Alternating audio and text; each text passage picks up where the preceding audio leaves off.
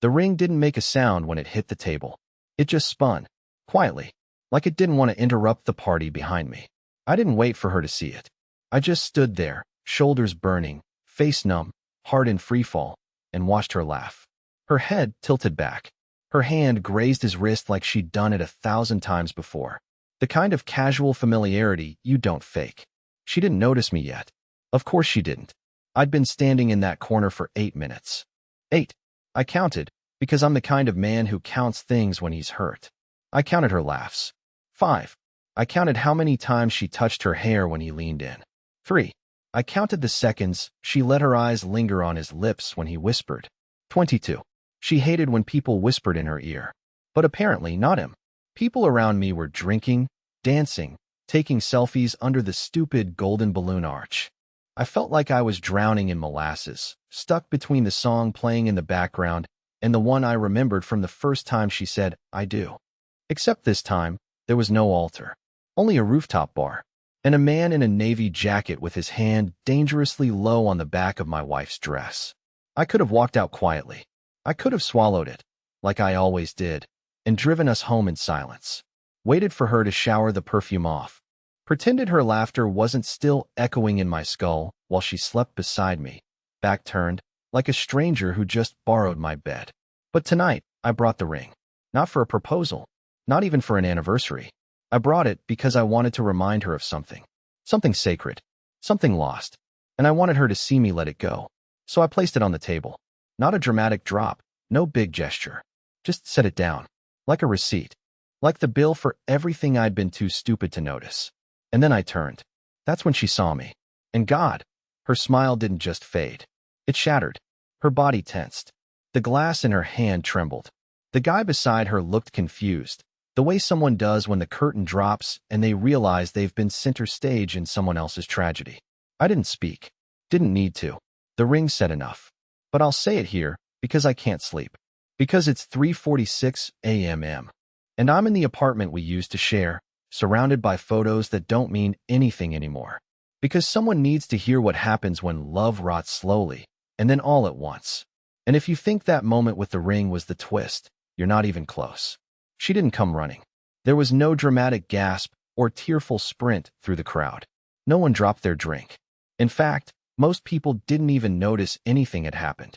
But she did, and that was enough. She walked toward me slowly, like the floor might explode beneath her heels if she moved too fast. Like she was trying to buy time, for an excuse, a lie. Anything to explain why she was touching another man's wrist the way she used to trace circles on mine during movies. Her eyes flicked to the ring on the table, still spinning faintly. She didn't reach for it. She didn't say my name. Just stared at it like it was a grenade that might go off if she breathed too hard. I turned away and leaned on the railing. My hands trembled, but I forced myself to stay still. The city looked so calm from up there. 1,000 little lights blinking back at me like nothing in the world had gone wrong. I wanted to scream at them. Tell every window down below that everything was not okay. That a man was dying 6 floors above their heads while someone sipped a cocktail and someone else complained about the parking. She stopped a few feet behind me. I could feel her standing there, trying to gather whatever version of the truth she was about to feed me. And I hated that I still wanted to hear it. I hated that my chest lit up when she finally said, "Emery," as if her voice still had power over me. As if I hadn't just watched her fall out of love with me in real time. I didn't respond. I wanted her to sit in the silence. "Please," she said next. "Don't do this. Not here." That line, "not here," like this was a private matter. Like her betrayal came with location rules. Like the scene of the crime somehow mattered more than the crime itself. I turned my head slightly. "How long?" She hesitated. Her lip quivered, but not from guilt. No tears. No apology yet. Just pure calculation. I could almost see her flipping through scripts in her head. Deny. Deflect. Minimize. Cry if needed. Maybe even flip it back on me if things went south. "How long?" I asked again, this time louder, dragging the words through my teeth. Her jaw clenched. And then she whispered it, like it would hurt less that way. "Since October."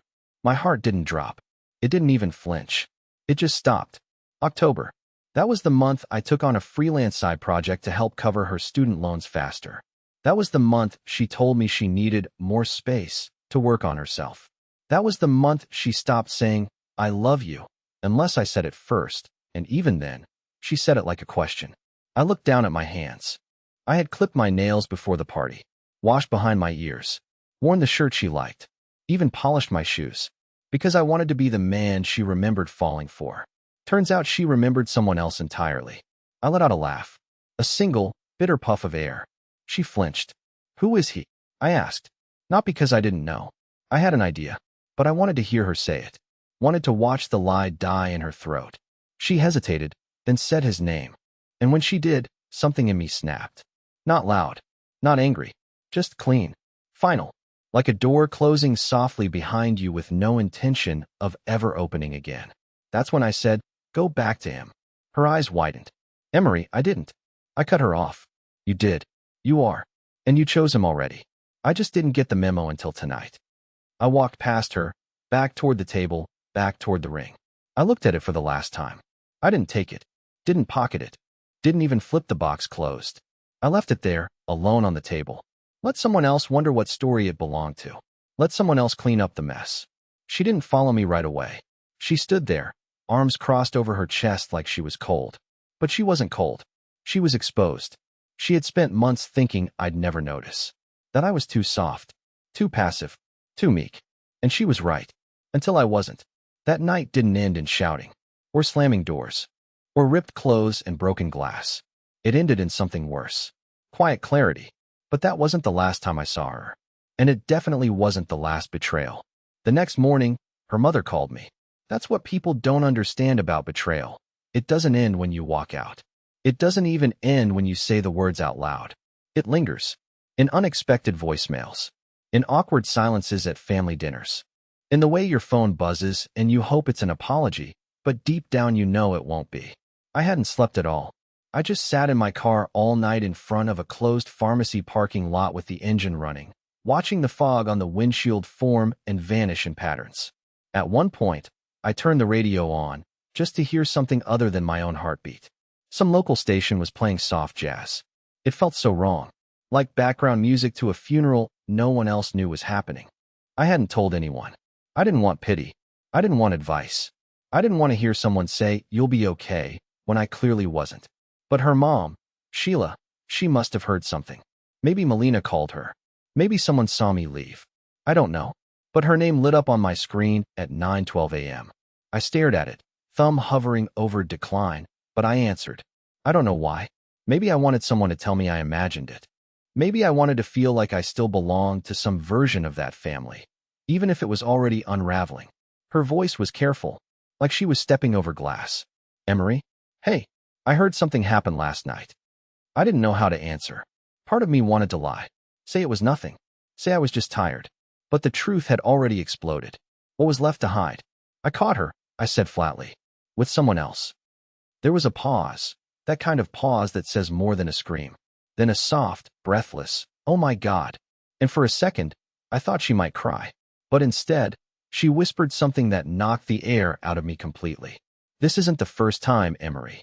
I blinked, sat up straighter. "What? I shouldn't be saying this," she rushed on. "But you've always treated her better than she deserved. I love my daughter, but she does this thing where she breaks what's good before it can leave her." I didn't know what to say. I wanted to hang up. I wanted to throw the phone into the glove box and pretend I hadn't heard that. But I couldn't, because the worst part wasn't that her mother confirmed my fears. It was that a part of me already knew. I just didn't want to face it. She told me, Sheila continued, that she was unhappy, that she felt suffocated. But I didn't think she'd actually. She did, I interrupted. She laughed with him, touched him like I didn't exist. She didn't even flinch until she saw the ring on the table. Another silence. Then, "The ring you bought for your anniversary?" I froze. "How do you know about that?" "She showed me the picture of it in your sock drawer 2 weeks ago. Said it was sweet, but also too little, too late." I felt sick, physically nauseous. So she knew. She knew I had planned something romantic. Knew I had been trying. And still, she went to that rooftop and chose him. Not just in a moment of weakness, but with full knowledge that I was going to remind her I loved her. That wasn't just betrayal. That was cruelty dressed as indifference. I told Sheila I needed to go. She said she understood. But right before I hung up, she said something I can't stop replaying even now. She'll come back, Emery. They always do, once they burn the new toy. But please, don't let her. Don't let her twist your kindness into another leash. I didn't reply. I just hung up. Because deep down, I knew that if Melina ever stood in front of me again, crying, apologizing, begging for another chance, there was a part of me that would still want to believe her. And that scared me more than anything. I was halfway through deleting her contact when my phone buzzed. Unknown number. No photo. No name. Just a simple text that said, "Did she tell you everything? Or just what she needed to?" I stared at it for a long time. I didn't answer. I didn't even blink. My body went cold. The kind of cold you feel when your reality shifts mid-step and you realize you've been walking on thin air. I knew who it was before I opened the message thread. I didn't want to admit it, but some quiet part of me did. The same part that didn't believe her when she said it was just flirting and that nothing had happened. I typed back 2 words. Who is this? The 3 dots popped up instantly, like he was just waiting for permission to respond. And then came the reply that turned betrayal into something worse. Grayson, the guy from the party. I stared at his name like it was written in blood. Grayson. That was the name she said with a shake of her head, as if it meant nothing. It's not serious, she'd muttered when I cornered her after the rooftop. It's just a distraction. He doesn't mean anything. But apparently, the distraction had my number. Apparently, he had something more to say. Before I could reply, another message came in. Longer this time. Listen, man. I didn't know she was married at first. She never mentioned you. Said she was living with a roommate and going through a weird phase. I didn't ask questions. I liked the version of her I saw. She was wild, unpredictable, addictive. But when I saw you at the party, I figured it out. And I need you to know, I ended it. That night, after you left. I should have felt something like relief. Or closure. But instead, I felt rage. Not at him. At her. Because this wasn't just betrayal. This was theater. A whole double life choreographed in whispers and timing. She told me Grayson was just a colleague. Just someone who flirted and didn't mean anything. But now he was texting me like we were 2 sides of the same broken mirror. I asked him one more question. How long were you 2 together? His answer came fast. 7 months. Off and on. Mostly hotel rooms. But she came to my apartment a few times. Told me she hated how small and safe her life felt with you. That line hit harder than any blow could. Small and safe. That's what I was to her. A comfort blanket she had outgrown. A placeholder. A safety net while she went cliff diving behind my back. I didn't respond. I couldn't. I sat in the driver's seat of my car until my legs went numb, staring at the blue light of that text like it was some kind of curse carved into glass. Part of me wanted to drive to her work, or to his apartment, or to a bar, or into a wall. Instead, I drove home. And by home, I mean the apartment that still had her shoes by the door, her toothbrush in the holder, her hair still caught in the corners of the sink. I walked in like a stranger, like a thief stealing my own peace. I sat on the floor in the kitchen and stared at the fridge magnets we'd collected from every vacation. Boston, Charleston, Denver, even that awful Airbnb in Sedona where we got food poisoning and still laughed through the night on the bathroom floor. I wanted to rip them off, but I couldn't touch them. It felt like desecrating a tomb. The worst part? I didn't even blame Grayson. He was right. He only saw the version of her she wanted him to see. And maybe that version was addictive. Maybe that version was fun. But I saw the real her. And I loved her anyway. And she still chose him. The knock on my door came at 6:42 p.m., exactly 23 hours after I left the rooftop. I wasn't expecting anyone. I'd barely moved from the couch. The curtains were drawn, lights off, my phone buried in the couch cushions under 2 throw blankets and a half-eaten pack of crackers. The TV was on mute, flickering a nature documentary I wasn't watching. I didn't want company. I didn't even want air. But the knock came again, sharper this time, 3 quick raps. Then a pause. Then one final, deliberate knock. I stood up slowly, my bones aching like I'd aged 10 years in one day. I opened the door, and there she was, Mrs. Caulfield from 4B. Early 60s. A retired forensic accountant who spent most of her day crocheting sweaters for cats she didn't own and watering plants on her balcony. Her gray bob was perfectly in place, like it always was, and she clutched a small plate of banana bread with the uneasiness of someone who had just wandered into the middle of a crime scene. "Emery," she said, eyes soft. "Do you have a moment?" I didn't answer. just opened the door wider and stepped aside. She entered slowly, her eyes scanning the apartment. Her gaze lingered on the wall where our engagement photo used to hang, the frame I'd taken down and stuffed in the hall closet last night without thinking. She didn't ask questions. She placed the banana bread on the counter and sat down at the kitchen table like she'd done this before. And then she looked at me in a way that made my stomach tighten. "I saw her," she said. My chest tightened. "What?" "I didn't mean to," she continued. "But I was watering the herbs on my window ledge last Thursday. And, well, I saw her get out of a car that wasn't yours. Blackouty." She was wearing a green coat and laughing at something the driver said. She didn't see me. They kissed before she came upstairs. I sat down slowly across from her, my legs weak. I wanted to scream, but I couldn't even breathe. She kept going. I didn't want to interfere. I told myself it was probably a misunderstanding, that maybe it was a cousin or a friend. But then it happened again. Sunday morning.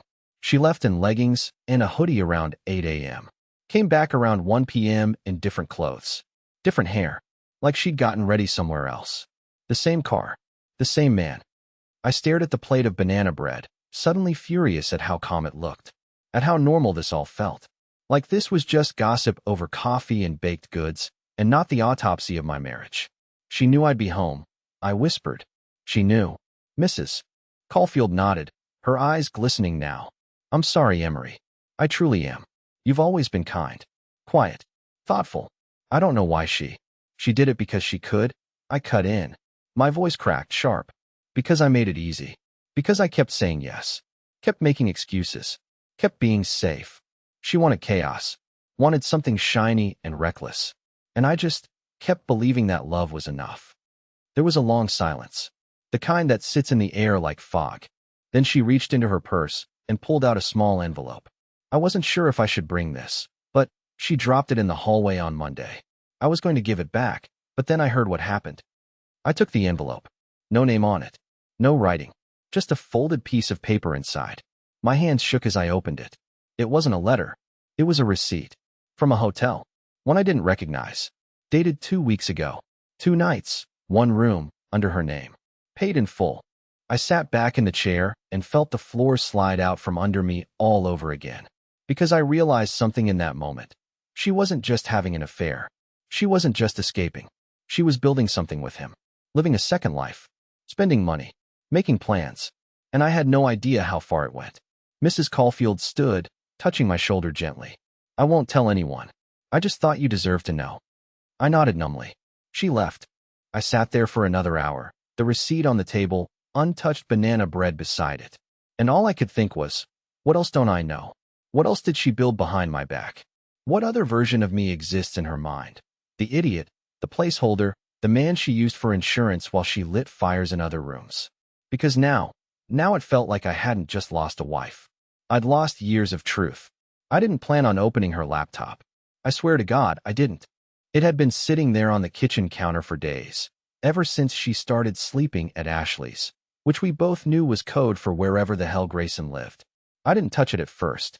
Part of me still clung to the idea that I could leave this mess with dignity, that I could walk away without snooping, without dragging myself through digital mud, without needing confirmation of what I already knew in my bones.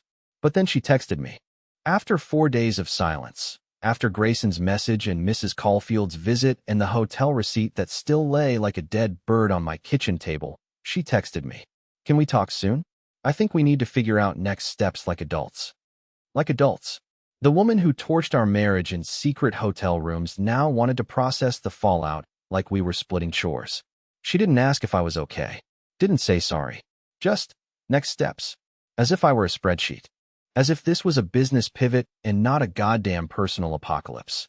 I stared at that text for a long time before I looked up and saw her MacBook still plugged in by the sink. Screen closed. Charger blinking. She'd forgotten it in the rush, or maybe she assumed I wouldn't dare look. Maybe she thought I was still the Emery who ironed her work blouses and left love notes in her lunchbox. She miscalculated. I opened it. No password. Just her wallpaper. A photo of some random mountain range she probably never planned to hike. The desktop was organized, annoyingly so. Folders labeled clearly. Contracts, taxes 2024, wedding photos, and one that simply read, personal. My stomach twisted. I clicked it. Inside were several subfolders, most of them harmless. Old selfies, screenshots of outfits, Pinterest quotes that suddenly felt ironic now. But then I saw a folder buried 2 levels deep, almost hidden unless you were specifically digging. It was called Drafts_NOV January. At first glance, it looked like a work folder, full of Word documents with boring names, Q4 summary, client follow-up, Minter letter. But then I clicked one. Minter letter. Docs. It wasn't a letter. It was a journal entry, written to him. Not addressed directly, but obvious in tone. Line after line of stream of consciousness thoughts, dated. Each one more intimate than the last. She called him her reset button, her chaos escape. Said things like, with Emery, I feel like I'm playing the role of a good wife. With you, I'm just alive. One entry, dated just 10 days before the rooftop party, said, he's going to propose again soon. I found the receipt in his sock drawer when I was doing laundry. I should feel guilty. I should stop. But I won't. Not yet. I want to see how far I can stretch before something snaps. My hands started shaking. This wasn't a mistake. This wasn't a fling. This was intent. This was cold. Calculated. The kind of manipulation you only see in characters on TV. Not the woman who once cried during Disney movies and kissed my forehead before I fell asleep. But it got worse. In a folder called Voice Notes, I found 3 audio files. I shouldn't have pressed play, but of course I did. Her voice filled the speakers, casual, sleepy, like she was laying in bed beside someone. He made lasagna again tonight. God, he's trying so hard. It's almost cute. Almost. I feel like I'm watching a man decorate his own prison cell. I paused it. I didn't cry. I didn't even move.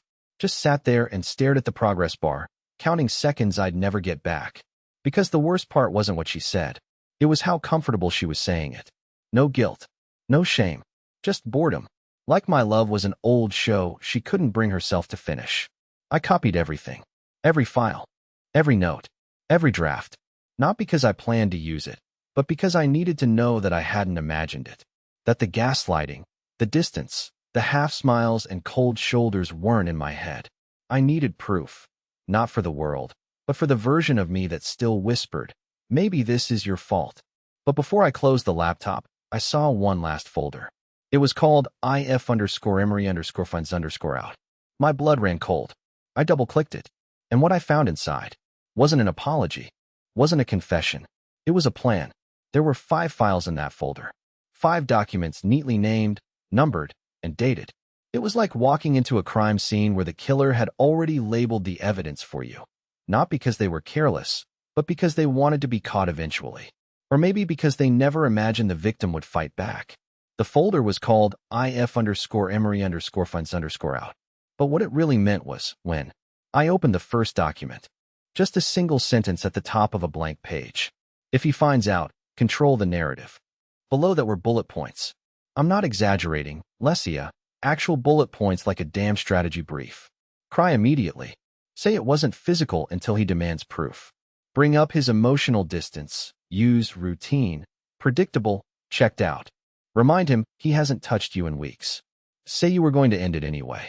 Make him question if he ever made you happy. Each line read like a knife specifically sharpened for me. The second document was worse. It was titled, Talk to Sheila First.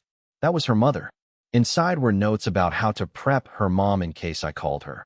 What to say, how to spin it, how to make it seem like we had been distant for over a year and just didn't talk about it.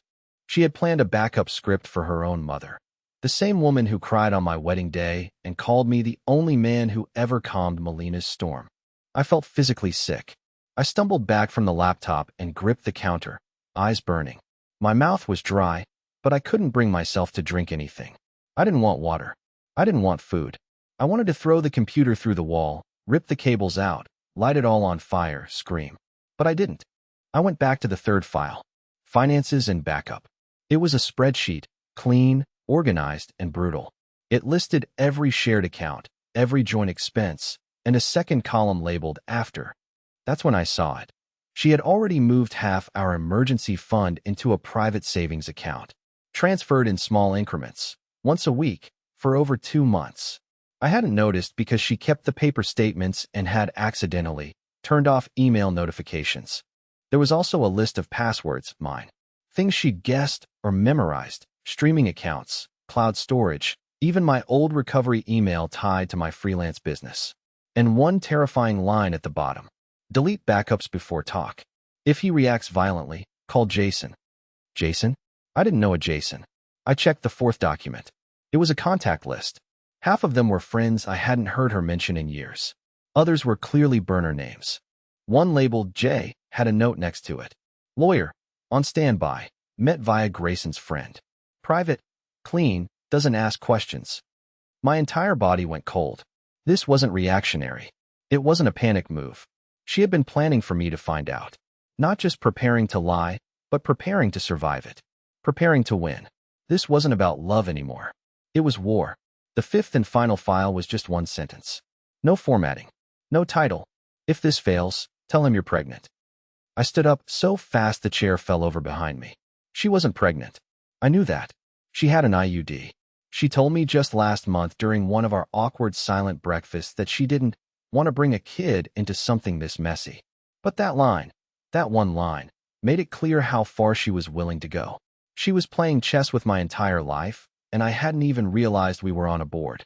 I backed away from the laptop and just stood there for 10 straight minutes, staring at nothing. And then I did something I didn't expect. I smiled. Not because I was okay. Not because it didn't hurt. But because for the first time in weeks, I saw her clearly. No illusions. No romantic filters. No, maybe I could have fixed it guilt. She didn't break me by accident. She planned to. But the part she miscalculated, the part she didn't script, was what I would do next. I didn't tell her what I found. Not the folder. Not the notes. Not the plan. Not the line about pretending to be pregnant. I didn't give her the satisfaction of knowing she had shocked me. I didn't scream, didn't confront, didn't show up at her new place with a list of receipts and a broken heart in my hands. She expected fire. She expected chaos. She expected me to unravel. I gave her silence. 3 days after opening the files, I texted her exactly 2 sentences.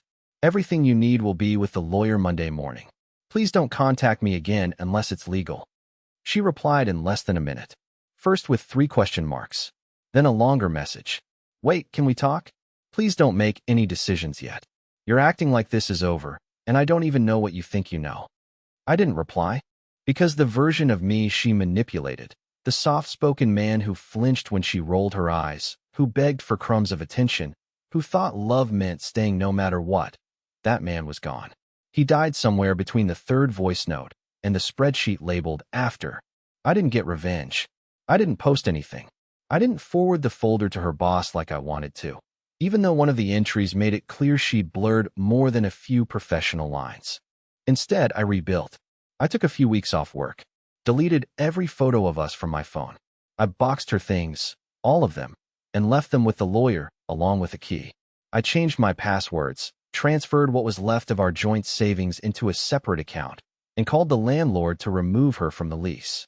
Then I did something that scared the hell out of me. I started writing again. Not emails.